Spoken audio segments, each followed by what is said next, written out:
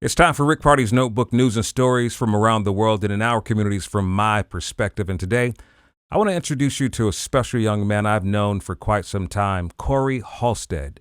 Now, our story goes back to when I was just a kid trying to break into radio. His father, Lee Michaels, was someone I looked up to. He was the program director of 102.7 WBMX in Chicago. And I remember calling the station saying to Lee, hey, I like to be on your radio station. I do anything. I clean up. I mop the floor. He said, listen, kid, you're too young. I don't have time to teach anybody about radio. Funny enough, the person he hired back then, Earl Boston, became my mentor.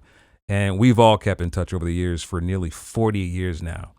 Now, when it comes to Lee's son, Corey, I met some years ago. We were all living in Fort Lauderdale, ironically, and Lee told me to keep an eye on him. And he said, he's a good kid. He looks up to you.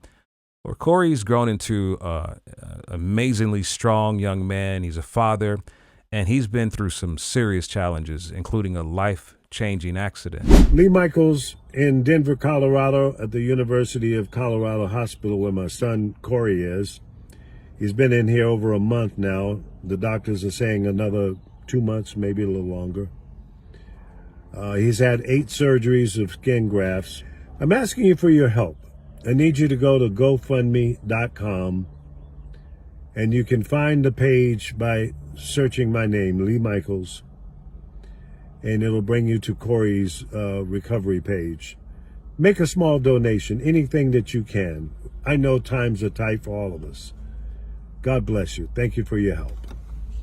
Now, despite everything he's gone through, Corey's spirit is nothing short of incredible, and his story is one that will definitely inspire you. So without further ado, I'd like to welcome my special guest, Corey Halstead.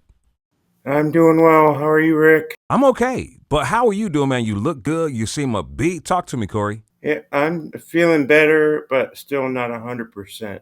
I tell you, what I've learned about social media, sometimes when we give ourselves like little breaks from certain platforms, there's a disconnect, not only from us, but with us when it comes to the audience. And I was kind of disappointed in myself that I hadn't known what was going on with you, but you have been going through a lot. Definitely. Having 2 daughters of my own, Mm-hmm. and then going through this accident that occurred back in April of this year. I know it hurts. I survived a helicopter crash. I was in your shape. I have surgery next week. You're cold now? Okay. They're going to warm you up. It's been hard. It's been a hard journey.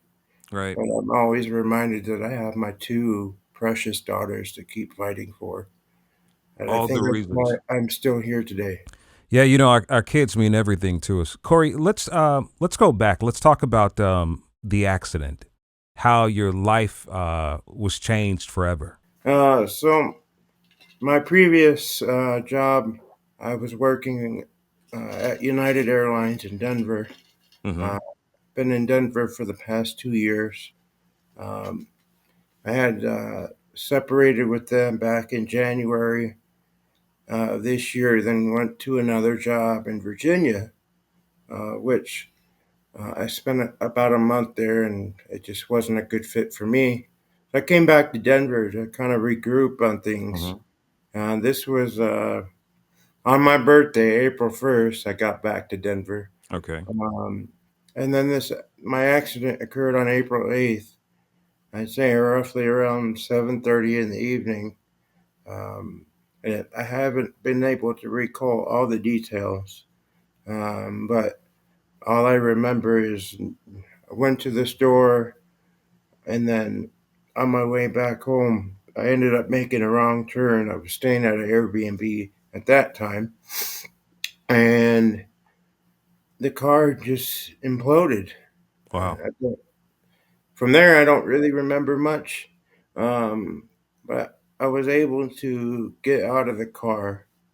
Something, I don't know, I just had the strength and willpower to get out.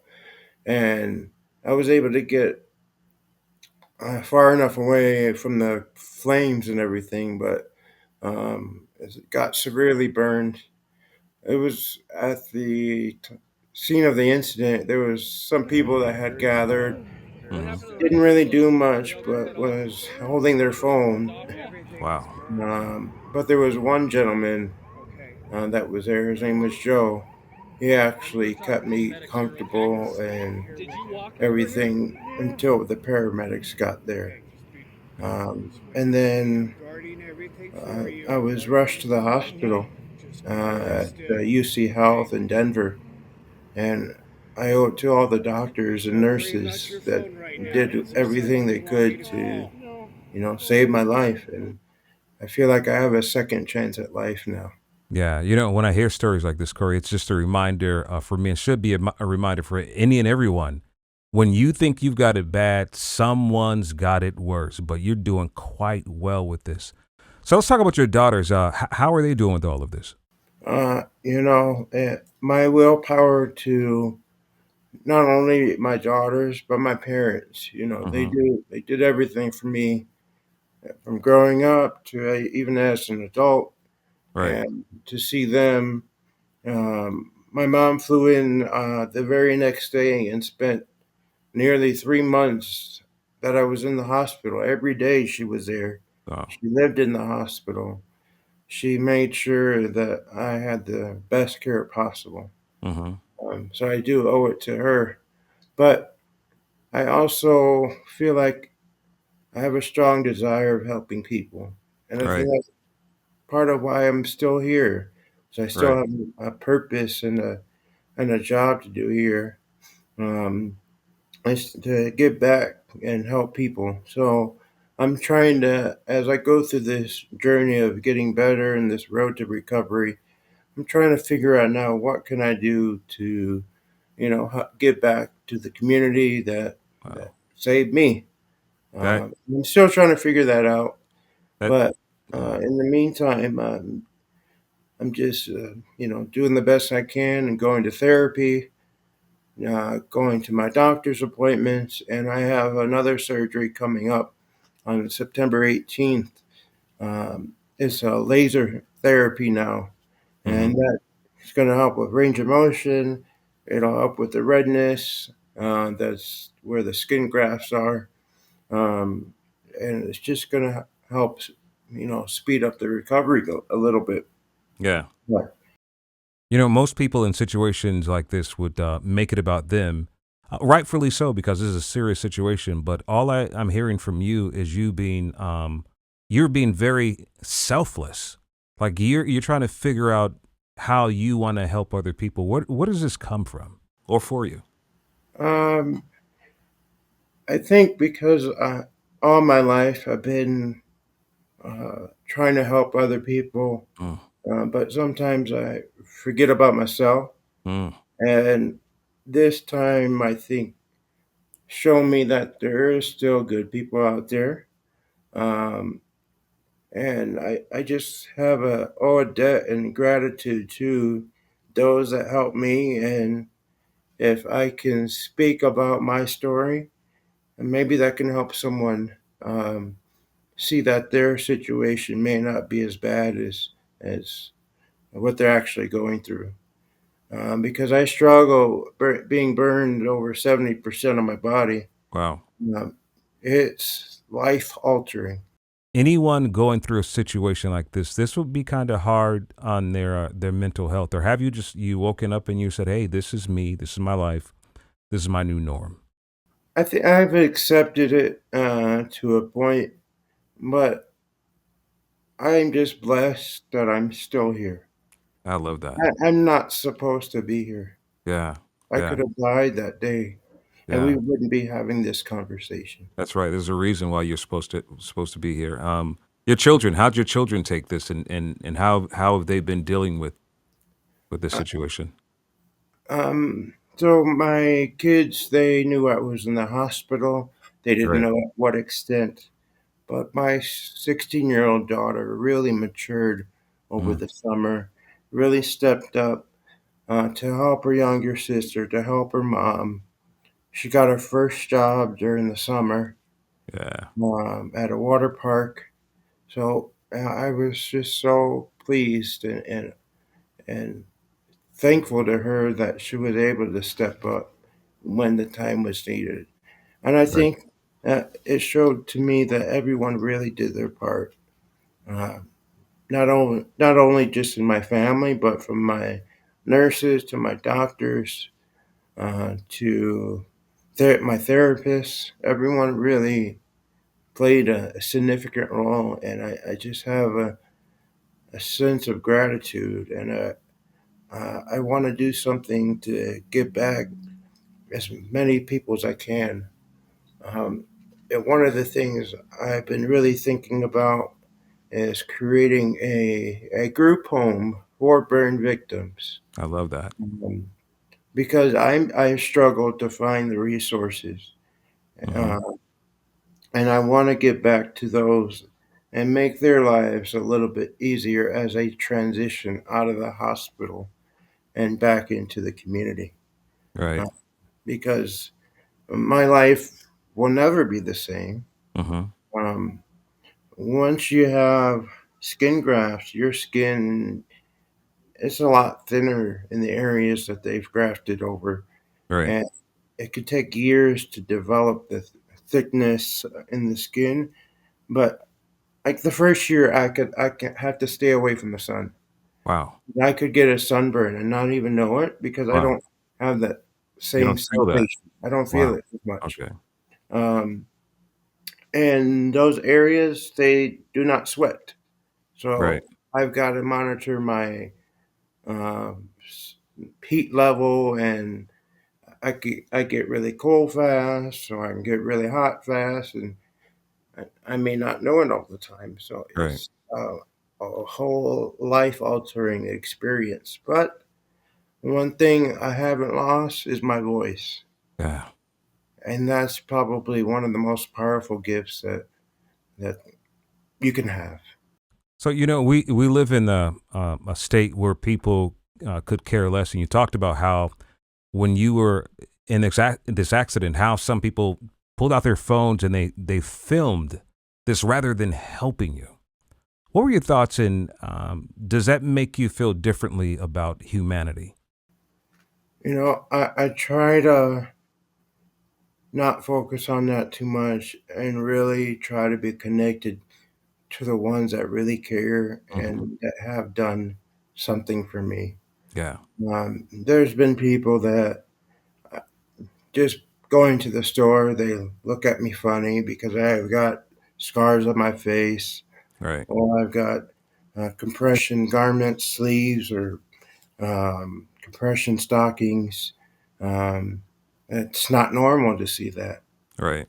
But, you know, uh, I want to do the best I can in terms of my recovery, but um, show to those that may not donated or really done all they could for me that I can do this. Right. With or without your support, I'm going to survive. I'm going to recover. Um, but in the end, I'm going to give back to my community and do what I need to do. Now, Corey, right to your left is Michael Valdez, and Michael has been assisting when it comes to home health care. Michael, how are you? I'm doing well, Rick. Thank you. How are So, you? Michael, how'd you come into Corey's life? I work for Care, a long-term health in-home healthcare company, and I'm the director of Medicaid there. So Corey had reached out to me after an extensive Google search and was referred to me to our company through another party. And so he reached out to me. I got in touch. I made an appointment to do an intake, which is the first step in connecting with our agency. And at that time, he has just flown into Denver because California. He found out where he went to get to be with his family to help take care of him while he was underwent all of this treatment. They didn't take his Medicaid insurance. Wow. So he could not get treatment in California. So he flew by himself on a plane back to Colorado, went to an Airbnb, reached out to me. I went in, I did an intake. And before I got back to my office, he was asked to leave the Airbnb because of how he looked. He Wow. made everybody feel uncomfortable. And since then, I've managed to connect Corey with housing, which we just received message yesterday that it was approved. So he'll be getting housing, hopefully by the end of this month.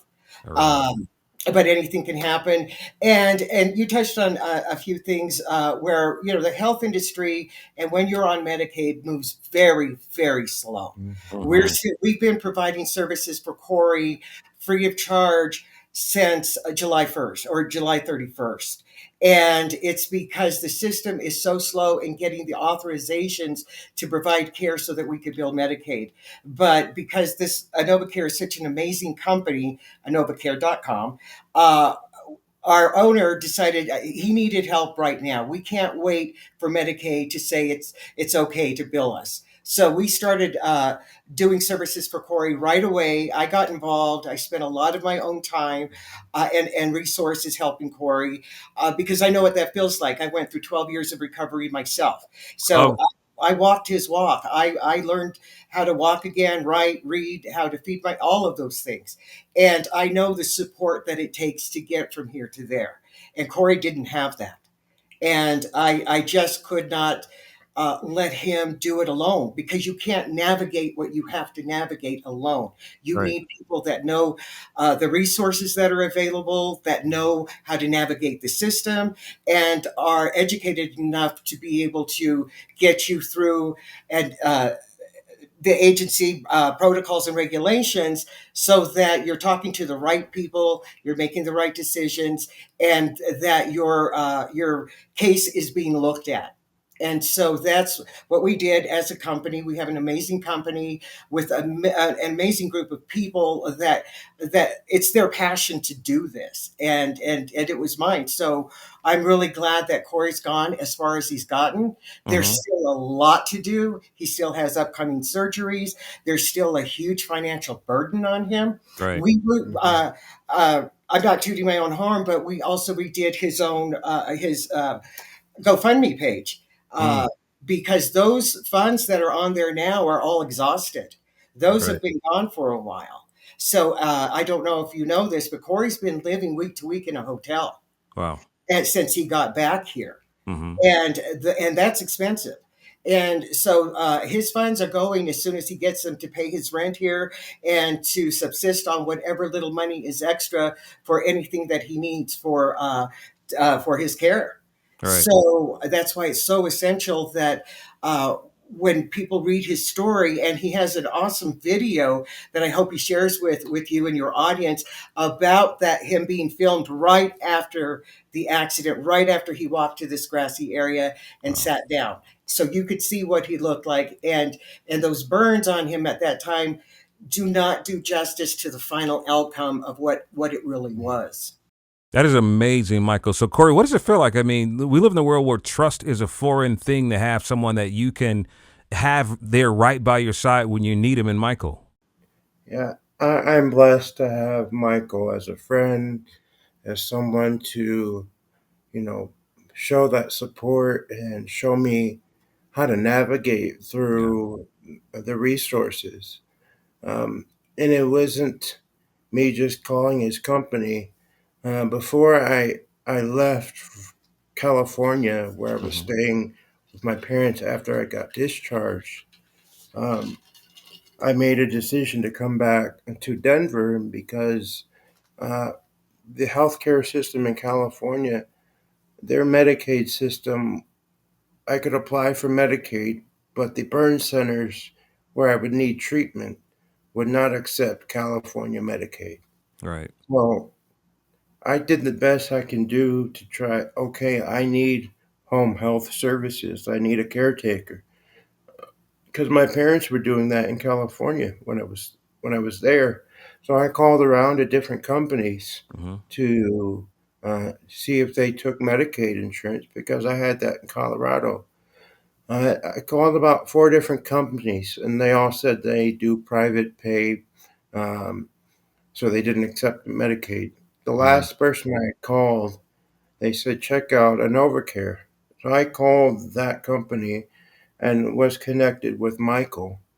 Um, and the rest is history. And he really turned out to be a good friend. Yeah.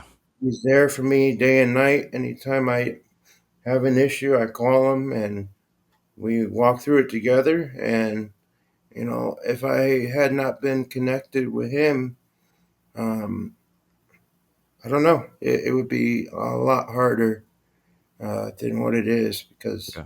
having someone there by your side is definitely can make things a little bit easier. This is something we don't see in people. Michael, is it something that you do regularly? Is it something that's innate? Because we don't see this. I think it is innate. It's part of my nature. I'm a moon child, so we tend to care overboard too much. Yeah. And so when I became a social worker, this was one of the passions I had. But it absolutely, my recovery influenced exactly my going into this line of work, because there were some amazing people that were involved in my recovery, as well as some terrible, horrible people. So Yeah. there's two sides to that, and you have to be able to go through that, and you need all the help and support you can get to get through that, because there are just people that are in the industry and in these businesses that have no business being there, have no business interacting with people in these dire situations. Yeah. And I've had my caregivers, I've had nurses and rehab, and I've done all of those things, and some were fantastic and others were terrible. And if I can help people not have to experience that other side of it, or minimize that other side of it, that's what I strive to do, and that's what our company strives to do, is to make sure that we're providing the best care. We've hired everybody that's at the top of their game in the industry, and so we don't settle for anything less than excellence in everything that we do. Wow. And if we can't provide that, we'll let you know we can't provide that, and we'll fix why we can't. I And love that. so we're constantly learning, constantly growing. We were only doing Medicaid, and now Yeah. we've expanded to a lot of full service RN and skilled work, doing all of these other things that are getting, palliative care. Soon we're going to be doing IHSS, hospice. So it's because our clients have helped us to grow and to expand all of that. Right. And What type of care do you call this? What is it called? The type. Corey's getting right now. He's getting what's called unskilled care. When he goes into his surgery, he'll require skilled care to Okay. change the bandages and everything that's coming out of his body. Right. His body discharges a lot. That's part of the healing process Right. with your skin and the trauma that it's going through. So Mhm. he's going to have a lot of open wounds. That's going to Mhm. require either an RN or CNA, trained CNA for that. So he's going, and it'll be balanced with unskilled care and housekeeping tasks. I So love this. Yeah. It reminds me of the type of care that a St. Jude would give. They're like, "Hey, listen, come on. Listen, we'll take care of everything. We don't know how we're gonna do it, but we're gonna get the job done, and because people absolutely. care." I love that That's about what we you. do at work every morning. Okay, this is our situation. Let's all put our eyes on it, our brains on it, and let's work it out and make it happen. So let's talk about the business. Uh, the bills must be crazy expensive. Like, what do the numbers look like? Because we've got to help some kind of way. Oh, it can go into the hundreds of thousands. His medical care is probably well over into the millions by now. Wow. Uh, that's one thing. When my situation happened, my insurance ran out the first month. Wow. And back then I didn't know about Medicaid. I didn't know about anything that was available to me. Hmm. And so it was through different social workers that introduced me to the system. Right. So if you don't have that in place, you will not get the care. Mm. So you have, and in order to have Medicaid, you can't have anything in your name. You can't have anything at all. Uh, and so That's the first step, is getting on Medicaid, because they cover all the bills. You don't see a bill. Right. The same with our company. He's on Medicaid, so he had to get on the HCBS in-home care waiver from Medicaid, which is just another branch of Medicaid, so that another agency can give us the authorization to bill Medicaid for his care, so that he doesn't see a bill. Whether it's skilled care, unskilled care, no matter what it is, he never sees a bill. And that's how it is for all of our clients on Medicaid. I gotta say, you're amazingly strong. And there's some people out there watching this, and it's a lot, because some people have actually been through this, and some people are wondering how they can help. What'd you like to say to them? You know, anything like this could happen to anybody. And I didn't ask for this to happen to me. But there is, you know, there's light at the end of the tunnel. And though when I first got into the hospital, it might have seemed very dark, and didn't know how I was going to make it through. But you keep fighting, you keep pushing, keep doing what you need to do, listen to doctors and therapists. And my psychologist has been very helpful for me, because PTSD is definitely something that's common into burn victims. Wow. But don't quit, don't give up. And there's better days that lie ahead. And not just in a burn victim status, but any obstacle that you could be facing. Yeah. No, there's better days that lie ahead. So how can we help? What's the best way to support you, to pour into you while you're going through this incredible journey? You've got Michael there, you've got me, and now you've got everybody else watching. What do we need to do? I just ask, whatever you can donate, $5, $10, you know, when we all come together, we all become unstoppable. Right. So whatever people can do, I am extremely grateful in anybody's donations. Right. I also have a Venmo and a Cash App, so those monies get direct to me, and there's no cut like GoFundMe has. They take Right. a percentage from the donations. So can you Uh, tell us how, on your Venmo and Cash App, how can they donate there? so my Cash App handle is $, and my first name Corey, Corey, Halstead, Halstead. Thank you, guys. This is really great. And I do want to stress, Rick, that these monies, he's not doing anything frivolous with it. He's paying Right. his hotel bill, and there's really hardly ever anything left for anything extra. And so winter months are going to be coming in. And even if he does get housing, he still needs to be able to supply for himself the things that any of us need, toilet paper, soap, those sorts of things, and to help him sustain himself, because he's going to be shut in over the winter, except for going back and forth to his doctor's appointments. So there isn't any needless spending or careless spending. I never saw any of that. Whatever he's using these funds for are going directly to support him and help him. Corey Halstead, Michael Valdez, all the best, and we'll be in touch. Thank you, guys. I appreciate Thank you. you very much, Rick. Thank you. We really appreciate it too.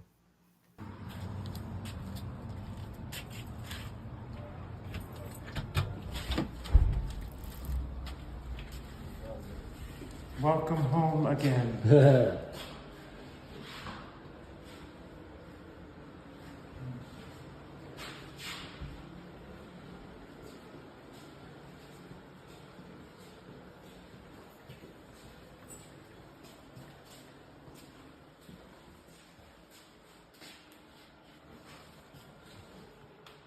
Brand new place.